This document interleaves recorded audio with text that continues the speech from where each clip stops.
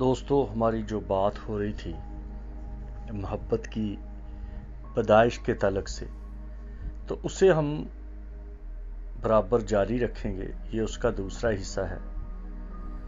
تو میں نے آپ کو تھوڑا سا ٹائم دیا تھا کہ آپ پانی پی لیں، تھوڑا سا فریش ہو جائیں اور پھر آ جائیں سیشن میں، کیونکہ ضروری جو بات ہے وہ دراصل فکر مندی ہے کہ آپ عدن کے ماحول کو یاد رکھیں.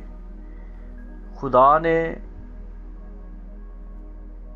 عدن میں آدم کو رکھا کہ وہ باغبانی کرے اور نگہبانی کرے. باغبانی کا مطلب ہوتا ہے پرورش کرنا، ضروریات زندگی جو ہیں وہ مہیا کرنا، اور جو نگہبانی ہے وہ ہے نظر رکھنا. نظر رکھنے کا مطلب متحدی نہیں ہے کہ کسی کو اپنے کنٹرول کرنا. نظر رکھنے کا مطلب ہوتا ہے کہ کیئر ٹیکر، کہ کوئی نقصان نہ ہو جائے، کوئی بیمار تو نہیں، کوئی ٹوٹ تو نہیں گیا، کوئی ہمت تو نہیں ہار گیا، کوئی مایوس تو نہیں ہو گیا. تو محبت کی پیدائش میں آپ کو پریکٹس کرتے رہنا ہے. جب آپ پریکٹس کرتے رہیں گے تو پھر محبت جنم لیتی ہے، پھر پیدا ہوتی ہے، پھر آپ کے اندر سے نکلتی ہے. جیسے میں نے کئی بار یہ مثال دی ہے کہ ایک چھوٹا سا ایک سمجھ لو کہ مادہ جس کی کوئی ترتیب نہیں. جیسے بائبل میں داؤد کہتا ہے کہ تو نے میرے بے ترتیب مادے کو ایک اس طرح کی شکل دے دی کہ آج میں ہوں. تو یہ چیز کو آپ اپنے اندر رکھیں، اور یہ کس طرح سے وہ بے ترتیب مادہ ایک محبت کو جنم دے گا، ایک محبت کی پیدائش ہوئے گی، اور وہ ہے آپ اس کی پریکٹس کریں. کبھی کبھار آپ پودوں کو پانی دیں، ان پر سپرے کریں، پودوں کو ہاتھ لگائیں، فیل کریں، احساس. کبھی کبھی بھیڑ بکریاں، کبھی پرندوں کو، کبھی انسانوں کو، کسی کو اپنی روٹی کی قربانی دے دیں. آپ اگر 2 کھاتے ہیں تو 1 کھائیں، 1 کسی اور کو دے دیں.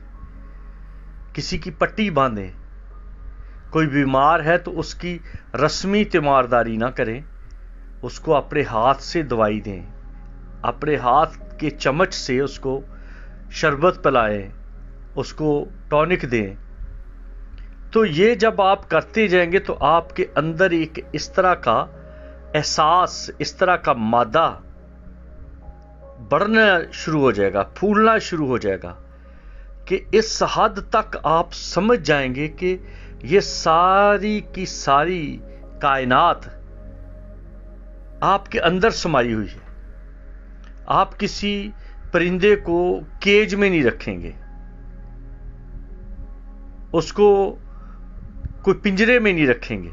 میں نے ایک مضمون لکھا تھا آزادی کے تعلق سے، تو میرے گھر کے سامنے، اس کا میں نے ذکر کیا اس سٹوری میں، گھر کے سامنے ایک پنجرا کسی نے رکھا تھا. وہ ادھر ہی پڑا رہا، کافی دن تک پڑا رہا. بڑا پیارا پنجرا تھا، تو ادھر ہی پڑا رہا. بعد میں کسی نے اس کو ٹھڈا مارا، وہ تھوڑا سا چبا سا ہو گیا، ٹیڑھا سا ہو گیا. پھر کسی نے اس کو اوپر اور پاؤں مارا. کوئی 1 ہفتے تک نہ تو کسی نے اٹھایا، یہاں تک کہ وہ پنجرا سارا بالکل تباہ ہو گیا، خراب ہو گیا، ختم ہو گیا. اتنی نفرت. بھئی پنجرا ہوتا ہے، بھلے وہ سونے کا ہو. تو جو لوگ اس بات کو سمجھتے ہیں وہ تو پنجرے کو دیکھنا بھی پسند نہیں کرتے. بائبل میں ایک کتاب ہے مکابین کی. مکابیوں کا ایک ٹائم تھا، یہ کہنوں کا ایک گروہ تھا. تو ان کی ٹکر، ان کی مخالفت چلتی رہی یونانیوں کے ساتھ۔ بعد میں یونانی ختم ہو گئے اس یروشلم اسرائیل کی سائڈ سے، تو پھر رومی آ گئے۔ اب رومیوں نے چاہا کہ وہ مکابیوں کو اپنے کنٹرول میں رکھ کر حکومت کریں۔ مکابیوں نے موت کو زیادہ عزیز رکھا، کیونکہ ان کو پتا تھا کہ غلامی کی کیا زندگی ہے، مصر کی غلامی نے ان کو کیا حال کر دیا، ان کا نسلوں کا۔ ان کے بچے پیدا ہوتے ہی مار دیے گئے، ان کی بقا ختم کر دی گئی۔ پھر ایسے ہی وقت چلتا گیا تو یونانیوں نے بڑی محبت کے ساتھ انہیں اپنا غلام بنا لیا، اور انہوں نے مکابیوں نے یونانیوں کو دھکیل دیا، اور پھر آہستہ آہستہ اب رومیوں نے سر اٹھایا۔ تو مکابی مر گئے، ختم ہو گئے۔ انہوں نے موت کو زیادہ عزیز رکھا غلامی سے، کیونکہ غلامی جو ہے، پنجرہ جو ہے، قید جو ہے، بھلے وہ سونے کی زنجیر ہو، بھلے وہ ایک محل ہو، اور بھلے وہ کچھ بھی آپ سمجھ سکتے ہیں، لیکن ہے تو غلامی۔ تو کئی دفعہ اس طرح سے ہم غلام ہو چکے ہیں، غلامی اس حد تک بڑھ چکی ہے کہ پیسے کے غلام ہو چکے ہیں، عزت کے غلام ہو چکے ہیں، نام کے غلام ہو چکے ہیں، خاندان کے غلام ہو چکے ہیں، پہچان کے غلام ہو چکے ہیں، اور جو حقیقت میں خدا کی صفات ہے، خدا کا جو مادہ ہے، اللہ خدا کا تو مادہ نہیں، لیکن اصطلاحی طور پر جو ہم کہتے ہیں کہ جو خدا کا مادہ ہے، جس نے وجود اختیار کیا، وہ ایک نمونے کی تصویر ہمارے سامنے آئی، یسوع ناصری۔ جب آپ کے اندر یہ مادہ پروان چڑھنا شروع ہو جائے گا، آپ کسی کو قید نہیں رکھیں گے، یہاں تک کہ بیوی کو بھی قید نہیں رکھیں گے، بچوں کو بھی نہیں رکھیں گے، ملازموں کو بھی نہیں رکھیں گے۔ محبت سے بات چلے گی، اور جو شخص آپ کی محبت کو غلط سمجھے گا، وہ خود بخود آپ کے ہاتھ سے نکل جائے گا، اس کو نکلنے دو۔ کلام مقدس میں لکھا ہے کہ اگر کوئی غلام آپ کے گھر میں 49 سال رہتا ہے اور جبلی کا سال آ جاتا ہے اور آپ اس کو فری کر دیتے ہو، اور وہ کہتا ہے کہ نہیں جی میں آپ کے ساتھ ہی رہنا چاہتا ہوں، تو کلام مقدس اس بات کے بارے میں سکھاتا ہے کہ اس کی اس وفاداری کے عہد وفا کا جو نشان ہے، یہ ہے کہ اس کے کان کو اس کے گھر کی چوکھٹ پر رکھ کر چھید دیا جائے، کہ یہ چھید جو ہے، یہ سوراخ جو ہے، یہ اس بات کی نشانی ہے کہ یہ تھا غلام، لیکن اب آزاد ہو چکا ہے، اپنی آزادی کے ساتھ یہ غلامی میں رہتا ہے۔ اس کو کہتے ہیں محبت کا سوراخ، اور مسیح خداوند نے اس کا ذکر آگے کیا بھی ہے۔ توما کو کہا کہ آ میرے ہاتھ دیکھ، میرے پسلی دیکھ، میرے پاؤں دیکھ۔ اور زکریا کی کتاب میں ہے کہ اس دن وہ دکھائے گا ان کو کہ یہ زخم ہے جو میرے دوستوں کے گھر سے مجھے لگے۔ اور یہی بات حور پہاڑ پر خدا نے موسیٰ کے ساتھ کی۔ موسیٰ نے اصرار کیا کہ تیرا نام کیا ہے؟ تو خدا نے کہا، آگے جو آواز آئی، اس نے کہا کہ میرا نام ہے یہوہ، یعنی کہ اگر تو مجھے جاننا چاہتا ہے تو میرے ہاتھ دیکھ اور میرے کیل دیکھ۔ تو جو وفا یا محبت کا سوراخ ہے، وہ آپ کی گواہی دیتا ہے کہ آپ محبت میں وفا کے قید ہو، آپ کو قید کیا نہیں گیا۔ خدا کبھی کسی کا قید कैदी नहीं रहा, ना वो कैद हुआ है किसी के हाथ से, लेकिन वो अपनी वफा के साथ कैद है। कलाम मुकद्दस में लिखा है कि हम भले उसके मुनकर हो जाएं, लेकिन वो आप हमारा इनकार नहीं करता। वो हमारा बाप है, वो हमारी माँ है, उसने हमें जन्म दिया है, हम उसकी मोहब्बत की पैदाइश है। खुदा, लोग कहते हैं कि आजाद है, वो मोहब्बत का इस तरह से बंधा हुआ है कि वो हमारा इनकार नहीं कर सकता। जैसे पेरेंट्स अपनी औलाद का इनकार नहीं कर सकते, औलाद इनकार नहीं कर सकते, मुंह से अगर कर भी दें तो डीएनए से इनकार नहीं कर सकते। इसी तरह से खुदा कभी भी हमारा इनकार नहीं करता, वो हमें छोड़ता नहीं। उसका सूरज नेको बदो दोनों पर चमकता रहता है, उसकी बारिश नेको बदों पर दोनों पर होती है, उसका फजले आम नेको बदों सब पर होता है, उसका रहम नेको बदो सब पर होता है। लेकिन नजात का जो दरवाजा है उसकी शर्त है, जो हमेशा की जिंदगी है उसकी एक शर्त है। इसी तरह औलाद के लिए जायदाद का वारिस होना, जायदाद में से हिस्सा लेना उसकी एक शर्त है।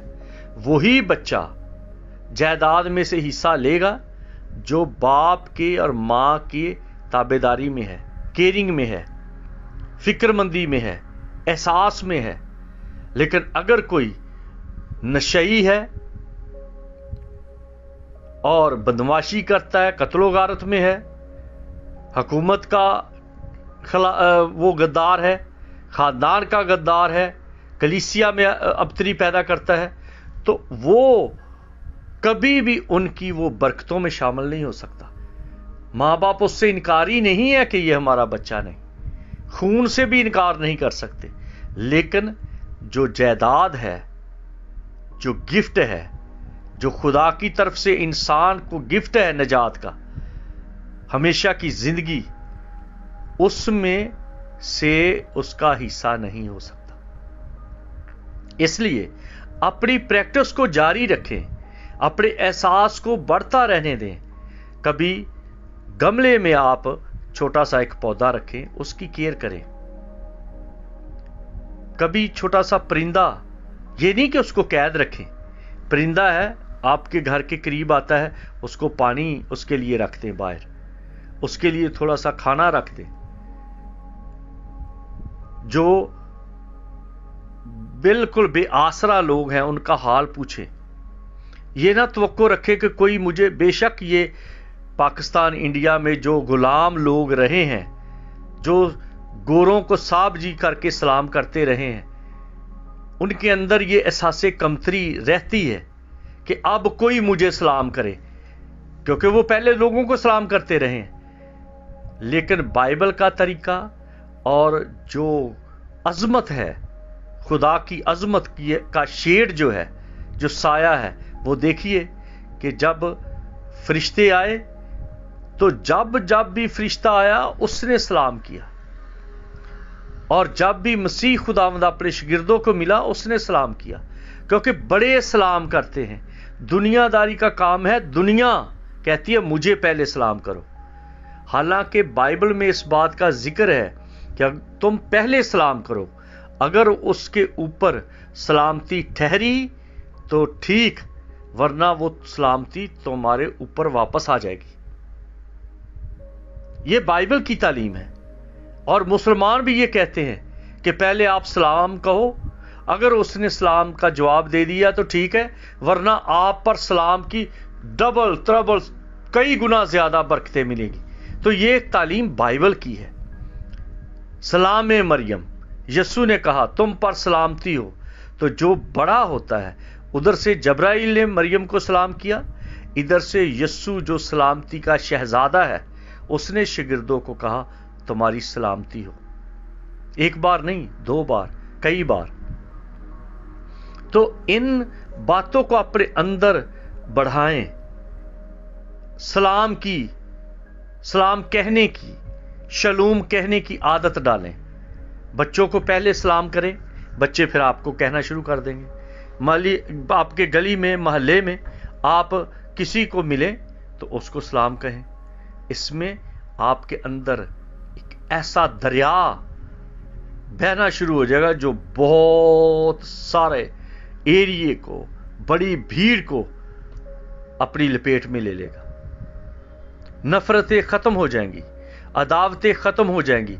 और जो ज़हनी मरीज हैं लोग, जो ये कहते हैं मुझे सलाम किया जाए, जो ज़हनी मरीज हैं, जो दूसरों को डिस्टर्ब करते रहते हैं, उनके अंदर बेचैनी रहती है कि अगर दो बंदे खुश बैठे हैं तो उन्होंने किसी ना किसी तरह से उनको हुज्जत करनी है, कोई ऐसी बात कहनी है कि वो शर्मिंदे हो जाएं, और वो इसमें अपने आप को खुश महसूस करते हैं। उनके अंदर तस्कीन है।